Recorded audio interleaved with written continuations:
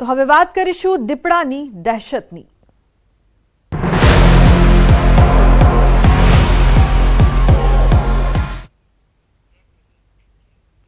તો રાજકોટ શહેરમાં દીપડાના આંટાફેરા જોવા મળી રહ્યા છે। રાજકોટના કાલાવડ રોડ પર દીપડો દેખાયો।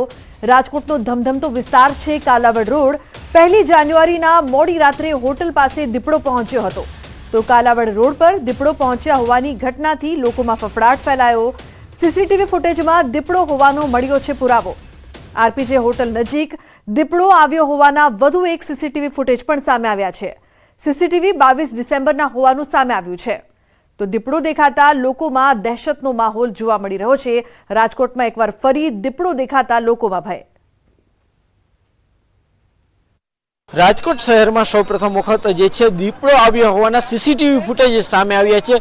છેલ્લા થોડા દિવસથી જે છે એ દીપડો આવ્યો હોવાની વાત જે સામે આવી રહી હતી, પરંતુ ક્યાંક ને ક્યાંક વાત કરવામાં આવે તો જે છે હાલ જે રીતના વાત કરવામાં આવે તો આ જ વિસ્તાર છે કે દીપડો જે છે એ અહીંથી નીકળ્યો હતો અને જે છે કહી શકાય કે આ પાઇપ પાસે થઈ અને આ રોડ ઉપર એટલે કે આ યુનિવર્સિટી તરફ જે જતો હોવાના સીસીટીવી ફૂટેજ સામે આવ્યા છે।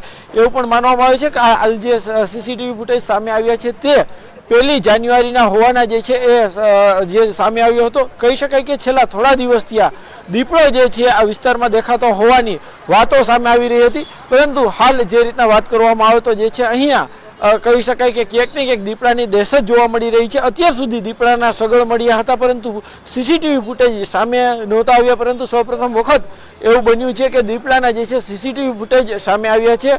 હાલ જે રીતના વાત કરવામાં આવે તો જે છે અહીંયા કેટલાક લોકો જે છે તેમને પણ દીપડો જોયો હોવાની વાત મળી રહી છે। ક્યાંક ને ક્યાંક શહેરી વિસ્તાર છે, આ શહેરી વિસ્તારમાં જે છે દીપડો સામે આવ્યો હોવાની વાત મળી રહી છે। હાલ આપણી સાથે અહીંયા કેટલાક અહીંના સ્થાનિક લોકો છે, આપણે વાત કરીશું। શું કહેશો તમે આ વિસ્તારમાં દીપડો આવી ગયો? હા દેવ, અમે કાલે જ વિડીયો વાયરલ થયો ને એટલે જોયો અમે વિડીયો, અને વિડીયોમાં મેં જોયું તો મને આમ લાગ્યું કે ના અહીંનો જ વિડીયો છે એમ, કેમ કે અમારી ઓફિસ અહીં રિવેરામાં જ છે। એટલે અમે સેલરમાં ને બધે અમે જાણ કરી, અમારી પાછળ એવરેસ્ટ પાર્ક સોસાયટીમાં જાણ કરી છે કે દીપડો આવી રીતે નીકળ્યો છે, તો આપણે ધ્યાન રાખશું। તો નર્મદા જિલ્લામાં દેવલિયા ગામ નજીક દીપડાના આંટાફેરાથી લોકોમાં ભયનો માહોલ છવાયો છે। મોડી રાત્રે નવાપુરા બસ સ્ટેન્ડ પાસે હાઈવે પર દીપડો લટાર મારતો દેખાયો। કોઈ રાહદારીએ દીપડાને કેમેરામાં કેદ કર્યો હતો, જેનો વિડીયો હાલ વાયરલ થઈ રહ્યો છે। 1 મહિના પહેલા પણ આ વિસ્તારમાં દીપડાએ પશુનું મારણ કર્યું હતું, ત્યારે વારંવાર દીપડાના આંટાફેરાથી લોકોમાં પણ ડરનો માહોલ જોવા મળી રહ્યો છે।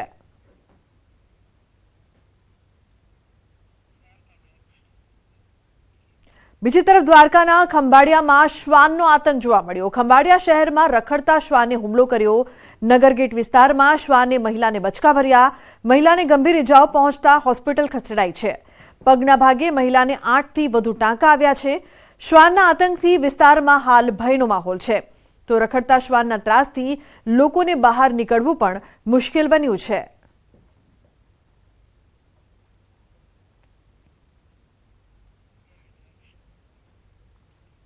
અમરેલીમાં જોવા મળ્યા અનોખા દ્રશ્યો। અહીં એક સાપ અને નોળિયાની લડાઈના લાઈવ દ્રશ્યો જોવા મળ્યા। તુલસીશ્યામ રેન્જના હનુમાનગાળા ગેટ પાસે સાપ અને નોળિયાનું યુદ્ધ જામ્યું હતું। બાબરપરા રેવન્યુ વિસ્તારમાં સાપ અને નોળિયા વચ્ચેની લડાઈ જોવા મળી। હનુમાનગાળા નાકા પરના આઉટસોર્સ કર્મચારીએ મોબાઈલમાં આ લડાઈ કેદ કરી। હનુમાનગાળા દર્શને જતા લોકોએ પણ આ 20 મિનિટ સુધી સાપ અને નોળિયાની લડાઈ જોઈ હતી। સાપ અને નોળિયાની લડાઈનો વિડીયો હાલ સોશિયલ મીડિયામાં વાયરલ થયો છે।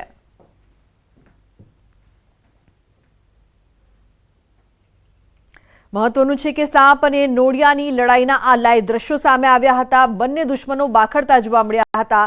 બાબરપરા નજીક સાપ અને નોળિયાનું યુદ્ધ અને આ દ્રશ્યો જે છે તે સોશિયલ મીડિયા પર પણ વાયરલ થઈ રહ્યા છે। કેટલાક લોકોએ આ દ્રશ્યો છે તે કેમેરામાં કેદ કર્યા હતા। લડાઈના લાઈવ દ્રશ્યો જોવા મળ્યા, જેમાં સાપ અને નોળિયો બંને લડાઈ કરતા, યુદ્ધ કરતા જોવા મળી રહ્યા છે।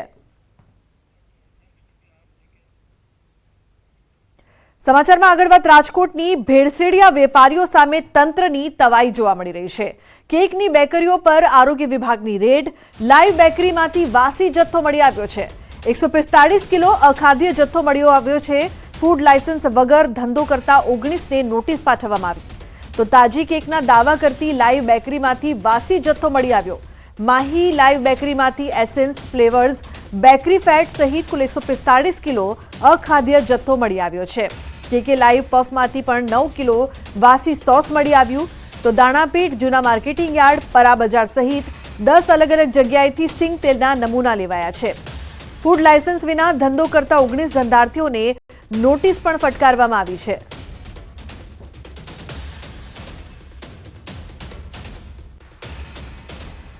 ચાલીસથી વધારે બેકરી પ્રોડક્ટ્સ બનાવતી જે ફૂડ બિઝનેસ ઓપરેટર છે એમને ત્યાં સ્થળ મુલાકાત કરી છે અને મોટી માત્રામાં સેમ્પલ કલેક્શન પણ કરવામાં આવે છે. આ ઉપરાંત અખાદ્ય જથ્થો છે એનો નિકાલ પણ કરવામાં આવે છે.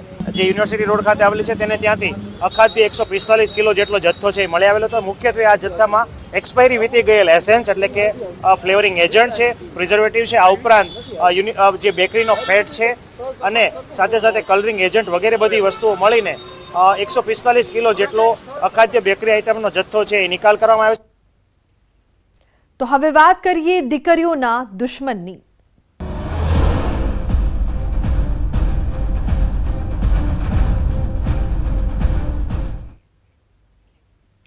છોટાઉદેપુરમાં દીકરીઓની સુરક્ષા પર સવાલો ઉપસ્થિત થઈ રહ્યા છે. આ વિસ્તારમાં બસનો અભાવ હોવાનો ખુલાસો તો થયો. ડીઓએ પોતે સ્વીકાર કર્યો કે એસટી બસ નથી. સ્કૂલના સમય દરમિયાન હાલ એક પણ બસ નથી. ડીઓએ ભોગ બનનાર દીકરીઓ સાથે પણ મુલાકાત કરી છે. જિલ્લા પંચાયત પ્રમુખ અને ડીઈઓ પહોંચ્યા હતા. સંખેડાના કુંડિયા ખાતે બાળકીને મળ્યા. બાળકી સાથે મુલાકાત કરી અને વાતચીત પણ કરી. જિલ્લા પંચાયત પ્રમુખ મલકાબેન પટેલ અને જિલ્લા શિક્ષણ અધિકારી આનંદકુમાર પરમાર બાળકીઓની મુલાકાતે પહોંચ્યા હતા.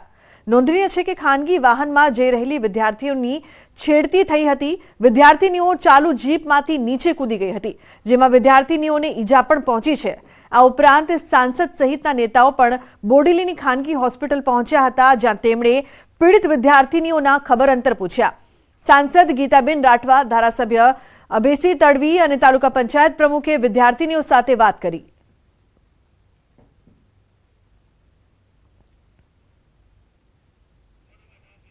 મહત્વનું છે કે દીકરીઓની સુરક્ષા પર તો સવાલ ઉપસ્થિત થઈ રહ્યા છે, પરંતુ અહીં બસનો અભાવ હોવાનો પણ ખુલાસો થયો.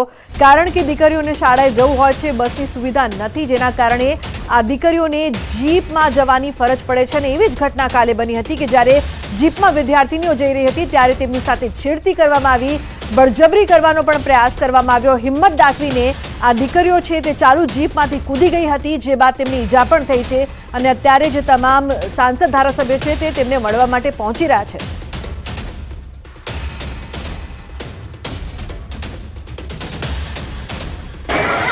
અત્યારે જે ટ્રાન્સપોર્ટેશનની સુવિધા નથી દીકરીઓ માટે શાળામાં જવા આવવા માટે, તો મારે ડેપો મેનેજર સાથે અને વિભાગમાં પણ મારે વાત થઈ ગઈ છે.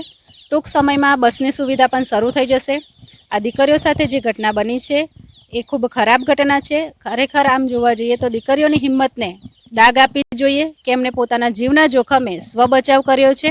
અને આવું ફરીથી ન બને એ માટે તમામ વહીવટીતંત્ર, તમામ પદાધિકારી અમે સૌ ખૂબ પ્રયત્ન કરી રહ્યા છે. ટૂંક સમયની અંદર પણ જેટલા વિસ્તારોમાં બસની સુવિધા નથી એ વિસ્તારોની અંદર બસની સુવિધા મળે એના માટેના અમારા સઘન પ્રયાસો રહેશે.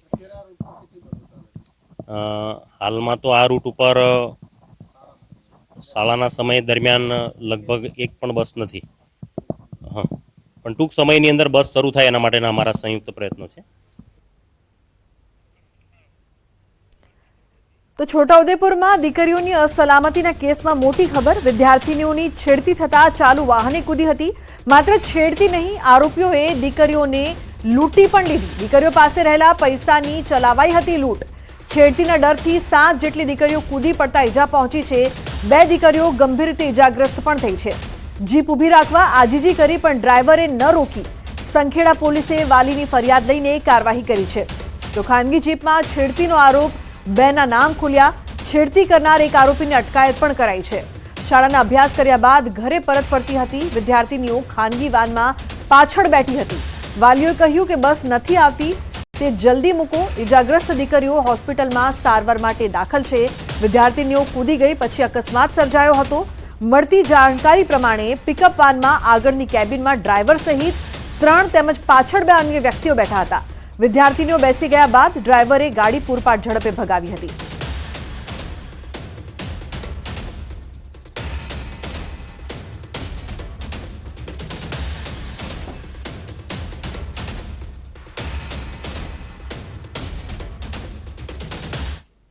તો સમગ્ર ઘટનાક્રમ શું હતું તે સમજવાનો જો આપણે પ્રયાસ કરીએ તો આખી ઘટના સમજીએ. શાળાઓ જવા માટે વિદ્યાર્થીનીઓ અપડાઉન કરે છે. ગ્રામ્ય વિસ્તારની આ પરિસ્થિતિ છે. બસ ઓછી હોવાથી ખાનગી વાહનમાં તેમને અવરજવર કરવી પડે છે. જેમાં વહેલા પહોંચી શકાય તે વાહનોમાં વિદ્યાર્થીનીઓ જતી હોય છે. શાળાએથી છૂટ્યા બાદ દીકરીઓ ઘરે જવા માટે સમય નીકળી હતી અને ઘરે જવા ખાનગી જીપનો આ દીકરીઓએ સહારો લીધો હતો. જે બાદ વિદ્યાર્થીનીઓ ખાનગી જીપમાં પાછળ બેઠી હતી. આગળની કેબિનમાં ડ્રાઈવર સહિત 3 લોકો ઉપસ્થિત હતા. જીપમાં પાછળ પણ અન્ય 2 વ્યક્તિઓ બેઠા હતા. વિદ્યાર્થીનીઓ બેસી ગઈ અને પછી ડ્રાઈવરે ઝડપ વધારી દીધી. સ્પીડમાં ડ્રાઈવર ચલાવવા લાગ્યો. ચાલુ ગાડીમાં જ વિદ્યાર્થીનીઓ સાથે છેડતી કરવાની શરૂઆત થઈ ગઈ હતી. જે બાદ 4 જેટલા શખ્સો વિદ્યાર્થીઓ સાથે અડપલા કરી રહ્યા હતા. ચાલુ જીપમાં છેડતી થતા વિદ્યાર્થીનીઓ ડરી ગયેલી દીકરીઓએ જીપને રોકવા માટે આજીજી કરી, પરંતુ ડ્રાઈવરે જીપ ન રોકી. છેડતીખોરોએ જીપ રોકી નહીં એટલે દીકરીઓ કૂદી ગઈ.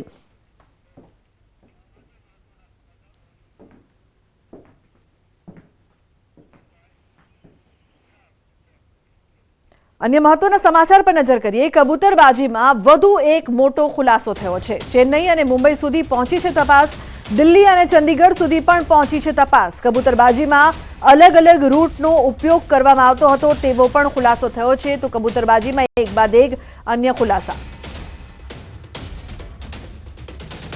ગુજરાતના જે પેસેન્જર્સ છે મુખ્યત્વે જે ગયા હતા અને પછી પરત આવ્યા છે એ લોકોની સઘન પૂછપરછ બાદ અમુક એજન્ટના નામ આપણે સામે આવ્યા હતા અને આ એજન્ટની તપાસ કરતા આ રિસેન્ટ પાસ્ટમાં અમુક ફ્લાઇટ્સ ગુજરાતથી નીકળી હતી અને એમાં કઈક એજન્ટે શું ભૂમિકા બજાવેલ હતી, કેટલા પેસેન્જર્સ મોકલેલ હતા એની વિગત અમારી તરફથી ભેગા કરવામાં આવે છે.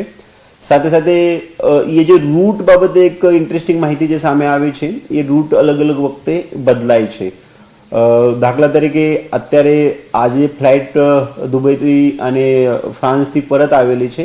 એ દુબઈ વાયા ફ્રાન્સ નિકારગુઆ પહોંચીને નિકારગુઆથી અમુક પેસેન્જરો બાય રોડ મેક્સિકો અને ત્યાંથી બાય ક્રોસ કરીને યુએસ પહોંચતા હતા.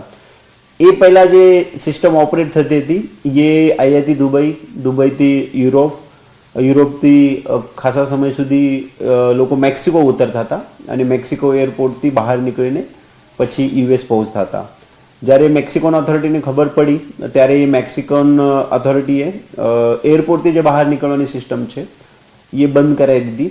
પછી એ લોકોએ એલ સાલ્વાડોરની ચાલુ કર્યો, એટલે દુબઈ યુરોપથી એલ સાલ્વાડોરથી અમુક સમયે એ સિસ્ટમ ચાલી. પછી એના ઇમિગ્રેશન એજન્ટને ખબર પડી કે અમુક લોકો આપણે ત્યાં લેન્ડ થાય છે પરંતુ પરત બિલકુલ નહીં જતા, તો ત્યાં જે વિઝા ઓન અરાઇવલ ફેસિલિટી હતી એ બંધ કરવામાં આવી અને હાલ જે ચાલે છે એ નિકારગુઆથી ચાલે છે. તો બેસિકલી इंडियन पासपोर्ट के लिए Nicaragua on arrival visa system છે. તો અહીંયાથી દુબઈ, દિલ્હી, મુંબઈ, અમદાવાદ, લખનૌથી દુબઈની ફ્લાઇટ પકડાય છે.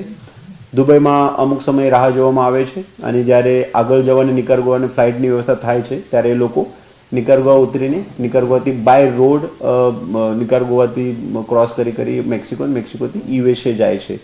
તો એ રીતની સિસ્ટમ છે. અમારા પાસે જે અમુક એજન્ટ્સના નામ છે એ બધા એક પેસેન્જર મોકલવા માટે કેટલો ખર્ચ આવે છે, કઈ જગ્યા પૈસાની વ્યવસ્થા કરવો પડે છે, રહેવાની વ્યવસ્થા કરવા પડે છે, વિઝા માટે ફેસિલિટી કરવી પડે છે, નિકારગુઆ ઉતર્યા પછી બસ અથવા વાહનની વ્યવસ્થા કોણ કરે છે, એ બધી વિગત ઉપર સીઆઈડી સઘનપૂર્વક કામ કરે છે. તો અમારી અપેક્ષા છે કે ટૂંક સમયમાં આમાં જે મુખ્ય અમુક એજન્ટ છે ત્યાં સુધી ગુજરાત પોલીસ પહોંચીને આ પ્રકરણમાં વધારે ક્લેરિટી સામે આવશે. સર, ખાસ તો આજે એજન્ટોના નામ સામે આવી રહ્યા છે, કયા વિસ્તારના એજન્ટો છે, ગુજરાતના કે અધર? જે રીતે અમે ગઈકાલે પ્રેસ વાર્તામાં જણાવ્યું હતું કે અમારી પાસે 15 એજન્ટ્સના નામ આવેલા છે અને મુખ્યત્વે ભારતમાંથી જે લોકો બહાર જાય છે એ પૂર્ણ દેશમાંથી છે.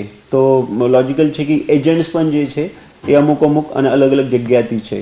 આપણે હાલ ગુજરાત સ્પેસિફિક પેસેન્જરને જે ફોકસ કરીએ છીએ જે ગુજરાતના એજન્ટ છે આ સેન્ટ્રલ ગુજરાતના અમદાવાદ બેઝ બેસિકલી, એના સિવાય જે અમુક મોટા મેટ્રો છે, મુંબઈ છે, દિલ્હી છે, ચંદીગઢ છે, અમદાવાદની મેં કીધું, ચેન્નઈ છે, તેના પણ અમુક લોકો ઉપર અમારો વોચ છે અને તપાસમાં અમે અમુક માહિતી પણ મળી છે. તો જરૂરત મુજબ એ લોકોની પણ તપાસ હાથ ધરવામાં આવશે અને જરૂરત મુજબ આપ લોકો સાથે શેર પણ કરવામાં આવશે. Thank you. તો દિલ્હી અને ચંદીગઢ સુધી તપાસ પહોંચી છે. એક બાદ એક જે તાર જોવા મળી રહ્યા છે. દુબઈથી ફ્લાઇટ કઈ રીતે ગઈ હતી, નિકારાગુઆથી મેક્સિકો જાય છે પ્રવાસી, અને કબૂતરબાજીમાં જે સંડોવાયેલા છે મેક્સિકોથી પછી અમેરિકા પહોંચે છે. ચેન્નઈ અને મુંબઈ સુધી પણ આ તપાસમાં કેટલાક મહત્વના ખુલાસા સામે આવી રહ્યા છે. તો કબૂતરબાજીને લઈને તપાસનો ધમધમાટ ચાલી રહ્યો છે. દુબઈ જવાની રિટર્ન ટિકિટ કેન્સલ કરાતા હતા.